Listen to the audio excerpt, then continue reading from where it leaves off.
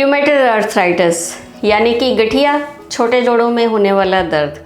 ये वीडियो मैं आप लोगों के लिए बना रही हूँ जिसमें मैं डिफ़ाइन करूँगी कि इसकी 3 स्टेजेस हैं और 3 स्टेजेस में कहाँ से शुरुआत होती है और इसके लक्षण क्या हैं, ताकि हर एक आम आदमी को जिसको नहीं भी नॉलेज है मेडिकल फील्ड का उसको भी समझ आए कि ये बीमारी को ऐसे ही इग्नोर नहीं करना चाहिए। सबसे पहले पहली स्टेज की बात करते हैं। जब भी किसी पेशेंट को गठिया होता है तो उसको कैसे पता चलेगा कि मुझे रूमेटॉइड आर्थराइटिस ही हो रहा है, या जिसको हम गठिया कह देते हैं आम लैंग्वेज में।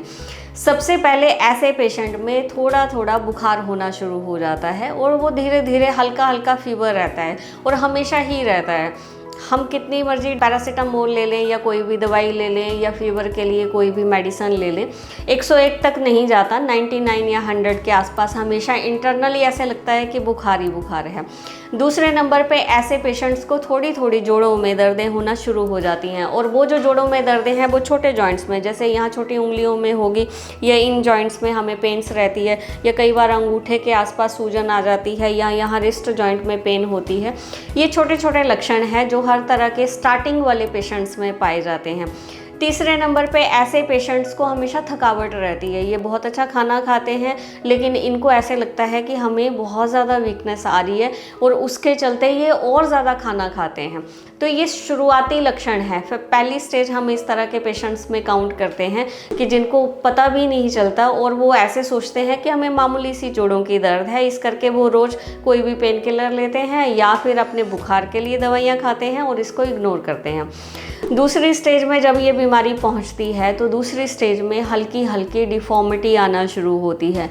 आपको रोज़ थोड़ी थोड़ी दर्दें जो है उसकी जो पैरामीटर्स हम कह सकते हैं कि वो बढ़ना शुरू हो जाते हैं। अगर पहले 10 पॉइंट तक दर्द होती थी तो धीरे धीरे 20 या 25 पॉइंट तक वो पेन जो है वो आना शुरू हो जाती है।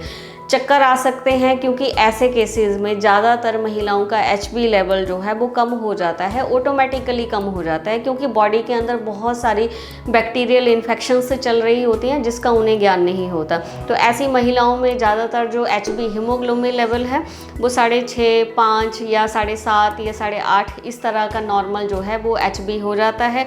आँखों के आगे काले घेरे आना शुरू हो जाते हैं, चक्कर आते हैं और थोड़ी थोड़ी डिफॉर्मिटी जो है वो छोटे जॉइंट्स में यहाँ देखने को मिलती है। ये वाले जो जोड़ हैं वो सूज जाते हैं, एबनॉर्मल लगते हैं।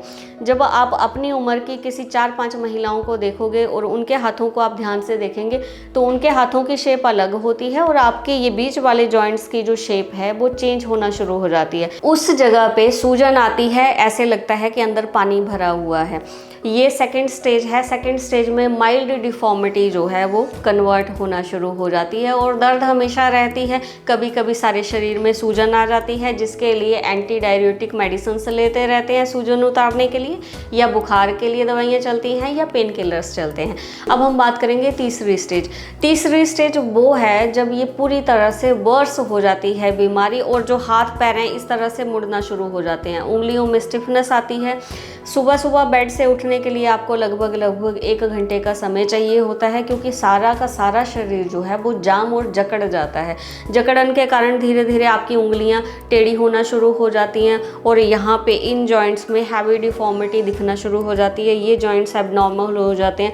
ये जो हमारी एल्बोज़ हैं ये टेढ़ी होना शुरू हो जाती हैं, इस तरह से हो जाती हैं। या कई बार ये बीमारी घुटनों में भी देखी जाती है। घुटना जो है वो पूरी तरह सूज जाता है, इतना ज़्यादा पानी भर जाता है और जब आप उसको टच करें तो वो पिटिंग एडिमा, आपकी जो उंगली है वो अंदर तक चली जाती है।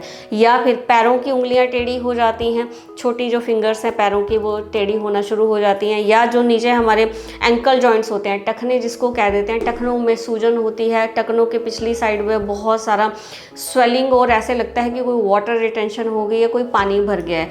वो एक तरह से इन्फेक्शन होती है जो धीरे धीरे धीरे आपके बड़े जोड़ों को अंदर से ही खाना शुरू कर देती है। इसलिए वहाँ का जितना भी फ्लूइड है वो सारा का सारा फ्लूइड में इन्फेक्शन भर जाती है और काफ़ी पेशेंट्स 3 बार 2 बार 4 बार बड़े जोड़ों से पानी भी निकलवा लेते हैं, लेकिन उसके बाद भी ये बीमारी जो है वो ठीक नहीं होती।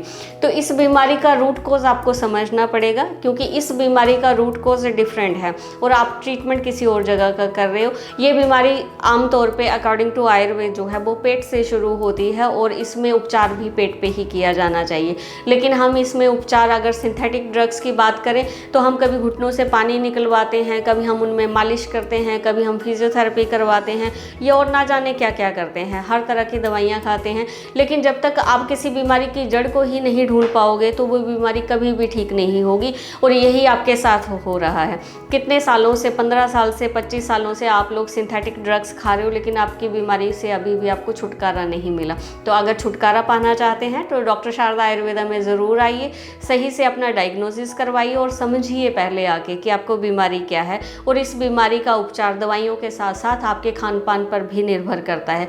हम दोनों को मिलकर इक्वल एफर्ट्स करने पड़ेंगे। डॉक्टर्स आपको सही जानकारी देंगे, सही दवाइयाँ देंगे और आपको क्या खाने में परहेज करना है वो भी हम सारी तरह से आपको गाइड करेंगे, क्योंकि धरती के ऊपर सारी तरह का खाना हर मनुष्य के लिए नहीं बना है। हर कोई मनुष्य जो है अपने आप में यूनिक है और इसीलिए उसका खान पान भी अलग होना चाहिए। अगर आप हमारे पास आते हैं तो आप बिल्कुल भी निराश नहीं होंगे, आपके जीवन में एक नई ही ऊर्जा का संचार होगा। और मेरी बहुत ज़्यादा हार्टिएस्ट विश है कि आप लोग अपनी बीमारियों से जल्दी निजात पा लें। नमस्कार।